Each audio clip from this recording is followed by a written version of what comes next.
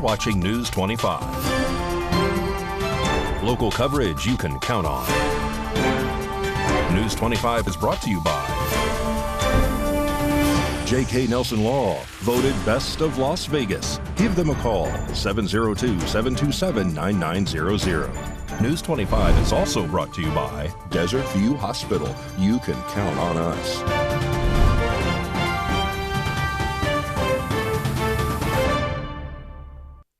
Thank you for joining us here on News 25 and Ace Country Radio and streaming at KPVM.TV. I am Rory Rossell on this Friday, February 2nd, 2024. Well, a judge in Clark County found themselves to be in hot water with the Nevada Judicial Discipline Commission due to posts that she made on social media. Samantha Roberts has more on this story. Clark County District Court Judge Erica Ballou was given a formal statement of charges by the Nevada Commission of Judicial Discipline for two separate social media posts that jeopardized the public's confidence in her judicial judgment as part of an ethics violation probe. According to the report, Ballou faces 2 counts of violating the revised Nevada Code of Judicial Conduct. According to the formal charges, the judge had attended a music festival on September 9th, 2021, and made an inappropriate statement about her judicial duties on social media, allegedly posting on Instagram, quote, "Life is still beautiful despite the fact that Billie Eilish doesn't start for 30 minutes and I have an 8:30 calendar tomorrow." Along with this post, she also put the hashtag vacate the out of custody cases. According to the commission, Ballou's post violated 3 of the 4 canons in the Judicial Conduct Code, which include Canon 1, Rule 1.1, a judge shall uphold and promote the independence, integrity, and impartiality of the judiciary, and shall avoid impropriety and the appearance of impropriety. She also violated the Judicial Code that also requires that, quote, "the duties of judicial office as prescribed by law shall take precedence over all of a judge's personal and extrajudicial activities." The second count refers to a Facebook post and photo by Ballou of her in a bikini with her arm around public defenders Robson Howers and Shauna Browers, standing in a hot tub with the caption, quote, "Robson is surrounded by great Hauser is a deputy public defender with the Clark County Public Defender's Office. Browers also works as an attorney from the same office. For the post, Ballou has been charged with violating parts of the first 3 canons, including Canon 2, Rule 2.4, which states, "A judge shall not convey or permit others to convey the impression that any person or organization is in a position to influence the judge." A date for the public hearing for Ballou's ethics case has yet to be set. News 25 will update you as this story develops. A fire occurred in Las Vegas recently that created a smoke cloud that can be seen by all throughout the Las Vegas Valley. On February 1st at approximately 12:10 p.m., the Combined Communications Center received a report of a fire in the Wetlands Park area adjacent to homes near Meadow Foxtail Drive in Vegas. According to Assistant Fire Chief Brian O'Neill, the fire was in a wash area, causing a large black smoke column that was visible throughout the Las Vegas Valley. Clark County firefighters began extinguishing the fire at 12:19, and by 12:41, the fire was declared knocked down of any visible flame. The fire was no longer able to progress through any brush as well. The Bureau of Land Management assisted Clark County firefighters in this incident, and after the fire was extinguished, the scene was handed over to BLM. No lives or property was damaged nor threatened by the fire. Well, a ceasefire agreement is currently being looked at by Hamas before any decisions are made on it. And according to authorities, children in Gaza are in urgent need of mental health care. RJ Camacho has more on this story. A ceasefire agreement that was recently proposed and drafted by the U.S., Israel, Qatar, and Egypt is currently being looked at by Hamas officials. And according to a senior Hamas official, the group will respond soon to the proposal. The proposal includes extended pauses in Gaza's fighting, as well as hostage exchanges for Hamas's hostages for Palestinians imprisoned in Israel. These exchanges are said to be done in phases. Osama Hamdan, the Hamas senior official, also added that the release of their remaining hostages is only possible if Israel ends the war in Gaza and releases the thousands of Palestinians held by Israel. He specifically named 2 prisoners as well, one being Marwan Barghouti and the other being Ahmed Sadat. Marwan Barghouti is a Palestinian uprising leader who is currently serving multiple life sentences in Israel. This is due to his alleged role in several deadly attacks that were reportedly carried out a generation ago. According to reports as well, Barghouti is a popular figure among Palestinians, being viewed as a unifying figure. Ahmed Sadat, the other named prisoner, is the head of the Popular Front for the Liberation of Palestine. According to the Director of National Intelligence, the Popular Front for the Liberation of Palestine is a Syria-based terrorist group. Hamdan has additionally alleged that temporary truces between Hamas and Israel are always violated by Israel, referencing the week-long truce that occurred in November of 2023 last year. Meanwhile, according to the United Nations Satellite Center, nearly 1/3 of all structures within the Gaza Strip have been damaged by the war between Israel and Hamas. Of the reported 69,147 damaged structures, 22,000 of the structures were reported to be completely destroyed. The United Nations Satellite Center also stated that Gaza City and Khan Yunis were the 2 areas that sustained the most damage. The United Nations International Children's Emergency Fund have reported that the children in Gaza are in desperate need of mental health support due to the worsening humanitarian crisis in the Gaza Strip. Jonathan Cricks, the UNICEF spokesperson, stated that children have been showing extremely high levels of persistent anxiety, loss of appetite, they can't sleep, and they have emotional outbursts of panic every time they hear the bombings. He added that the length and intensity of Israel's campaign, as well as the fact that most of the region's children are displaced, has made nearly all the children in the region in need of mental health support. Lastly, the U.S. has bolstered the defenses of Tower 22, which is a U.S. military base in Jordan, which was recently attacked by a drone, resulting in the death of 3 service members. Harakat al-Nujaba, which is an Iraqi Shiite paramilitary group, has announced that despite other allied factions calling off attacks on U.S. troops, they will continue to do so. A majority of the Iranian-backed militias under the Islamic Resistance have been a threat to the U.S. in the Middle East. However, their attacks intensified once Hamas attacked southern Israel on October 7th last year. Even though Harakat al-Nujaba plans to continue its attacks on U.S. troops, Hezbollah has released a statement stating that they would suspend their military and security operations against the occupying forces. They said they would do this in order to avoid embarrassing the Iraqi government. Previous U.S. responses in Iraq and Syria have typically been limited. However, according to an anonymous U.S. official, the attack on Tower 22 has crossed a line, most likely considering as well that the 3 who died in the attack on Tower 22 is the first time during the Israel-Hamas war that U.S. service members have been killed. We will have more Nevada news on the other side of this break.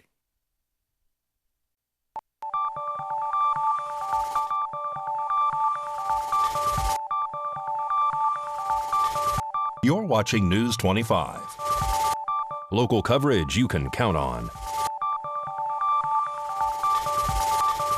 This segment of the news is brought to you by Tower Pizza, voted best pizza in Pahrump 2023. Give them a call at 775-537-2211, 775-537-2211, or visit the website www.towerpizzanv.com.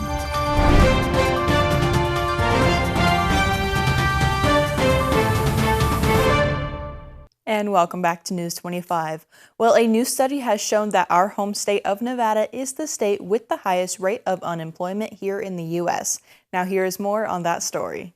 A recent study was done by the QRFY showing that Nevada is the state with the highest rate of unemployment. The QRFY is a QR code generating business that has used statistics from the Bureau of Labor in their study. According to the study, Nevada's unemployment rate is 5.39%. This translates to 87,500 of the 1.6 million in Nevada's workforce being unemployed. California ranked second with an unemployment rate of 5.9%. 0.08%. 983,000 are unemployed out of the 19.4 million in the state that are of working age. Third was Illinois, with an unemployment rate of 4.8%. 310,200 of the 6.5 million were unemployed. New Jersey is in fourth place with an unemployment rate of 4.79%, meaning that out of the 4.8 million people of working age within the state, 231,800 are unemployed. In fifth place was Alaska with an unemployment rate of 4.5%. Out of the 385,000 people that are of working age, 16,100 people are unemployed. An unidentified spokesperson from QRFY spoke on the matter, stating that it is fascinating to see such a significant variation in labor markets between states. It is clear that some states are experiencing more challenges than others. The spokesperson added that it's crucial for governments to address the high unemployment rates proactively in order to avoid negative impacts on both their economies and societies. After some construction, Blosser Dog Park is ready to set and reopen. Mikey Ruhan has more on this story.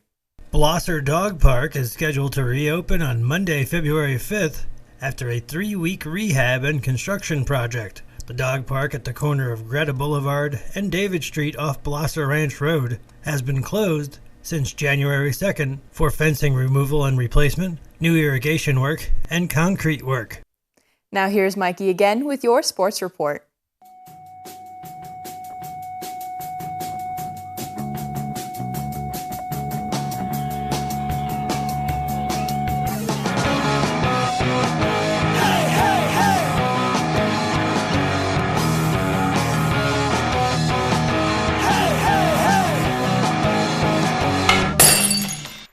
Time now for your News 25 look at sports and streaming at www.kpvm.tv. The Las Vegas Aces announced they have re-signed veteran guard Sydney Colson, a Texas A&M alum. Colson is currently in her third stint with the franchise and has been on the last 2 championship rosters. The 2024 season will be her 10th in the WNBA. The 2024 NHL All-Star Game is being held in Toronto this weekend. Vegas Golden Knights star Jack Eichel will miss it due to a lower body injury. AJ Cole will be representing the Raiders and AFC, having been named to his 3rd consecutive Pro Bowl after another stellar season. Max Crosby was also selected to the Pro Bowl but will miss due to his recent surgery. The game is Sunday, February 4th at 3 p.m. Pahrump Valley Trojans boys basketball is at home tonight. JV is in progress.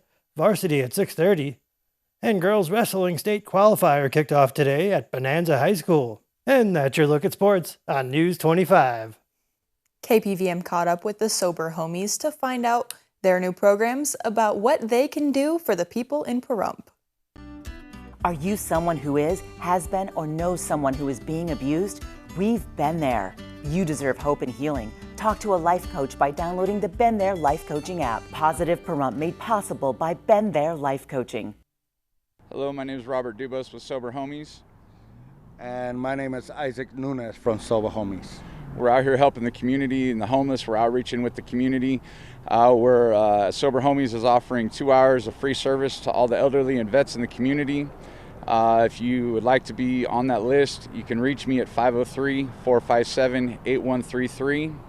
We help the homeless, we help battered women, we help women running from sex trafficking, we help people get on their feet, we help them get their ADs, we help them get their birth certificates, we help them become outstanding members of society. We ask for 3 hours a week. We have an AA meeting once a week, and then we have a Zoom meeting once a week with Daryl Ponder from Hope from Prisoners, and then we offer church services that we go to once a week.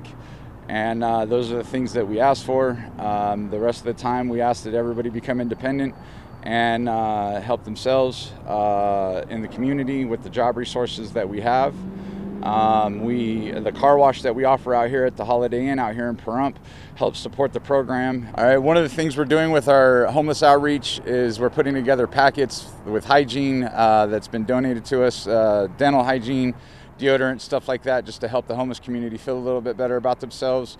We go outreaching to the Pahrump community to help bring the homeless people off the streets. When we bring somebody in, we help them get a food box, we help them get in the shower, we help them wash their clothes, we help them feel better about themselves. We try to uplift each other with a hand up, not a hand out.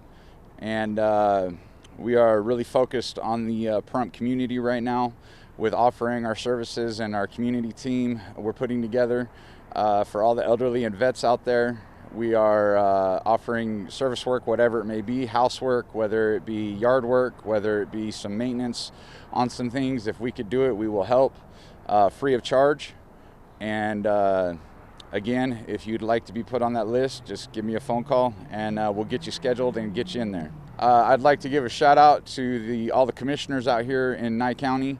I'd like to give a shout out to Joe McGill with the Nye County Sheriffs. I'd like to also give a shout out to all the state troopers and the Nye County Sheriff's Department for all the help and all the force that we see them in, and we'd like to support them in any way possible. Please come down, see us at the car wash. We'll help you guys out with your cruisers. We'd also like to give a big shout out to our founder, Paul Marino, and his wife, who are the founders and the directors of the men and the women in the Sober Homies program. The foundation they have built has helped over 5,000 strong between the Las Vegas and Pahrump community.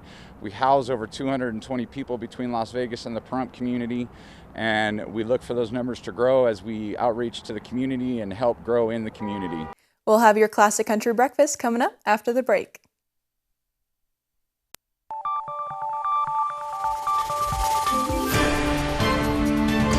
You're watching News 25. Local coverage you can count on. News 25 is brought to you by Mountain West Lawyers, Injury Attorneys, 727-9500. And welcome back to News 25. Well, now here is Mikey to tell us all about what's cooking on Classic Country Breakfast this Sunday. Howdy.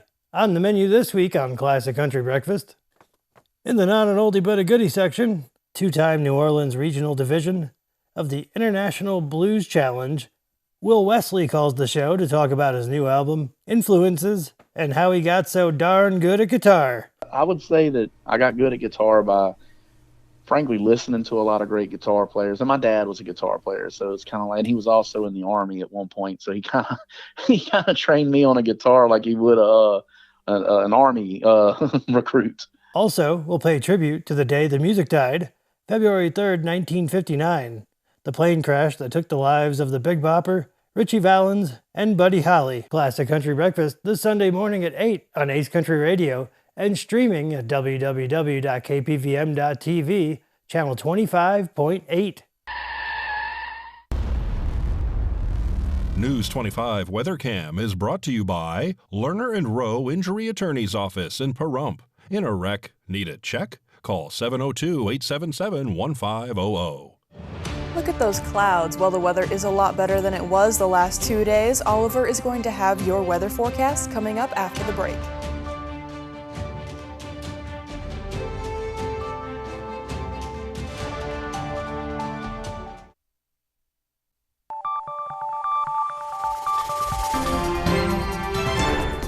News 25 Weather is brought to you by Dairy Council of Nevada. Undeniably delicious, undeniably dairy. Enjoy what's real.